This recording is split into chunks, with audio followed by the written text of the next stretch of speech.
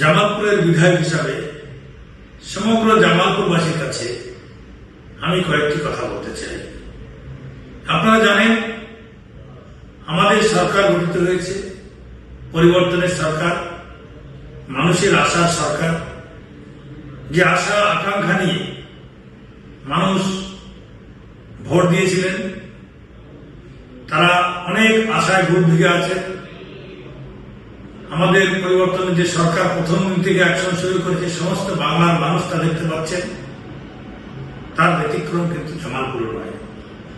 আজকে জামালপুরের মানুষ অনেক আশা আকাঙ্ক্ষা নিয়ে, আমাদের কার্যকর্তাদের অনেক তপস্যা, তাদের অনেক লড়াই সংগ্রাম, তাদের রক্তের বিনিময়ে, অত্যাচারের বিনিময়ে আজকে জামালপুরবাসীরা ভারতীয় জনতা পার্টির বিধায়ক পেয়েছে। আমি তাদের কাছে বিনম্রভাবে অনুরোধ করতে চাই, আমি যে প্রতিশ্রুতি নির্বাচনের আগে দিয়েছিলাম, আমি অক্ষরে অক্ষরে সেই প্রতিশ্রুতি পালন করতে প্রতিজ্ঞাবদ্ধ। ইতিমধ্যে আপনারা দেখেছেন যে গত 1 মাস মাত্র আমাদের সময় পেয়েছি, তার মধ্যেই জামালপুরবাসীর জাতি, ধর্ম, বর্ণ নির্বিশেষে, রাজনৈতিক দলমত নির্বিশেষে সমস্ত মানুষের বিধায়ক হিসাবে আমি কাজ শুরু করেছি। ইতিমধ্যেই আমি জামালপুরে বিধায়ক কার্যালয় স্থাপন করেছি এবং সবার সুবিধার্থে প্রশাসনের সাথে কোঅপারেশন থেকে কাজ করার জন্য অফিসটি একদম বিডিও অফিসের মধ্যেই পুরনো যে বিএলআর অফিসটি ছিল সেটিকে আমরা সরকারের কাছ থেকে নিয়ে আমরা সেখানে কাজ শুরু করেছি।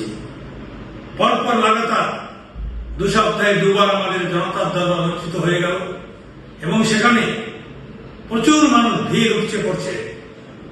পুঞ্জীভূত আশা, যে ক্ষোভ ভিত্তিক করে একসময় তাদের মধ্যে জ্বলে উঠছিল, এই সরকারটা, আগের সরকার যেভাবে মানুষের সমস্ত আশা আকাঙ্ক্ষাকে বিসর্জন দিয়ে তাদের জমি দখল করে নিয়েছে, অত্যাচার করেছে, পুকুরে মাছ ধরতে দেয়নি, বিভিন্নভাবে অত্যাচার করেছে, একের পর এক কেস আমরা নিয়ে তাদের কথা শুনেছি এবং সঙ্গে সঙ্গে সংশ্লিষ্ট ডিপার্টমেন্টকে কাজ করার জন্য নির্দেশ দিয়েছি।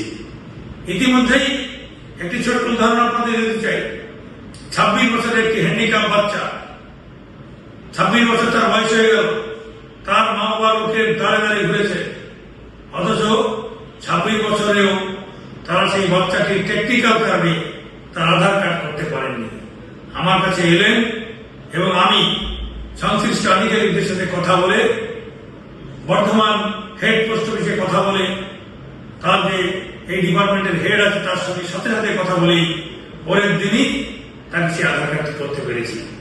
এইভাবে আপনারা দেখেছেন আমার অ্যাকশনগুলো, যেখানে দেখেছি অন্যায়ভাবে মাটি কেটে এক শ্রেণীর দুর্বৃত্তরা এলাকায় শাসন করে বেড়াত, পুকুর কেটে এতটাই গভীর করে নিত যে পাশ থেকে খাদ চলে যেত।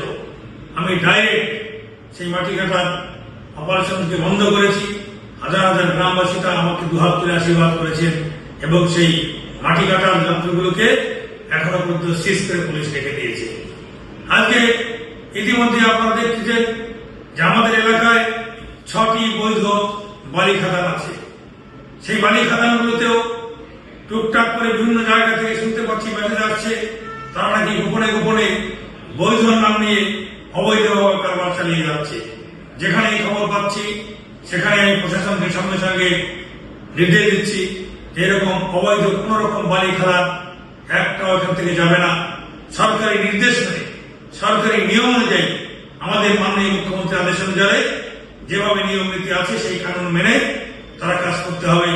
এর বাইরে আমি কাউকে কাজ করতে দেব না। যেখানেই অনিয়ম হবে আপনারা সাথে সাথে আমাকে ফোন করে জানান এবং আমাদের বিধায়ক কার্যালয়ে যোগাযোগ করুন, আমরা এই অনিয়ম রুখিয়ে দেব। এখানে আইনের শাসন প্রতিষ্ঠিত হবে। আমাদের বিভিন্ন সমস্যা নিয়ে আসছে, কারো পারিবারিক ঝগড়া, পারিবারিক বিবাদ, সীমানা নিয়ে ঝগড়া, এই ধরনের কারো কাস্ট সার্টিফিকেট পেতে বিলম্ব, যে ধরনের কাজ আসছে আমরা সাধ্যমতো চেষ্টা করছি মানুষের পরিষেবা দেওয়ার জন্য।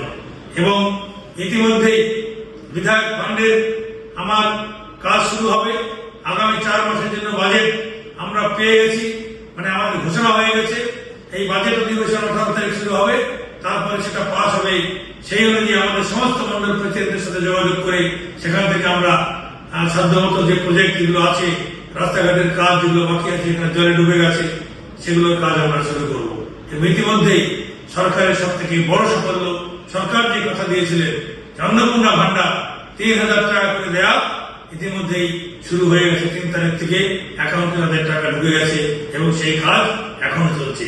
গতকাল আপনারা দেখলেন যে মাননীয় মুখ্যমন্ত্রী কেন্দ্রীয় স্বাস্থ্যমন্ত্রীর সঙ্গে সেখানে মৌ স্বাক্ষর করেছেন আয়ুষ্মান ভারত যোজনা, যে 5 লক্ষ টাকা করে মেডিকেল বেনিফিট সেন্ট্রাল গভর্নমেন্টের খুব শীঘ্রই তারা পেতে চলেছে, ইতিমধ্যেই সার্ভে হচ্ছে।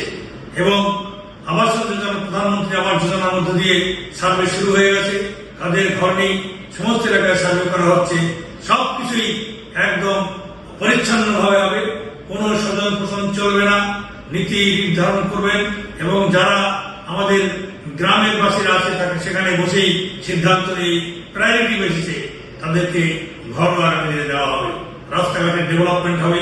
ইতিমধ্যে এলাকায় আলো জ্বালানোর জন্য আমরা সংশ্লিষ্ট ডিপার্টমেন্টকে নির্দেশ দিয়েছি যে অন্ধকারে যে এলাকাগুলো থাকে সেখানে লাইট লাগানো হবে এবং কয়েকটি বড় বড় প্রজেক্টও কাজ আমরা জামাতি আগামী বিধানসভা সেগুলো তোলা হবে। জামালপুরবাসীর কণ্ঠস্বর হিসাবে আমি কাজ করতে চাই। আপনাদের যদি কোনো বিষয় থাকে যেটা বিধানসভায় তোলার মতো, আপনারা আমাকে বিধানসভা কার্যালয়ে যোগাযোগ করতে পারেন। 18 তারিখ থেকে আমাদের অধিবেশন চলবে। আপনাদের আওয়াজ সেটা নিয়ে আমি বিধানসভায় তুলব। সেই আওয়াজ তুলে আগামী দিনে আপনাদের যেভাবে ভালো হয়, যেভাবে আপনারা সুখে শান্তিতে বাস করতে পারেন সেই প্রচেষ্টাই করব। কোন রকম বিভ্রান্তিগুলো গুজবে আপনারা কাজ দেবেন না। সবার জন্য দরজা খোলা আছে। যে কোনো রকম সমস্যায় সরাসরি আমাদের সঙ্গে যোগাযোগ করে বিধানসভা কার্যালয়ে আসুন, সেখানে এসে আপনারা নাম লেখান এবং যেদিন আমি জনতার দরবার করবো আগে থাকতে আপনারা জেনে যাবেন। সোশ্যাল মিডিয়ার মাধ্যমে, টেলিফোনের মাধ্যমে, হোয়াটসঅ্যাপ গ্রুপের মাধ্যমে আপনারা যোগাযোগ করে নাম লিখে সুষ্ঠুভাবে তাদের সমাধানের জন্য আসুন। আমরা আপ্রাণ চেষ্টা করবো আপনাদের সমস্ত কাজ সমাধান করার জন্য। নমস্কার, ধন্যবাদ।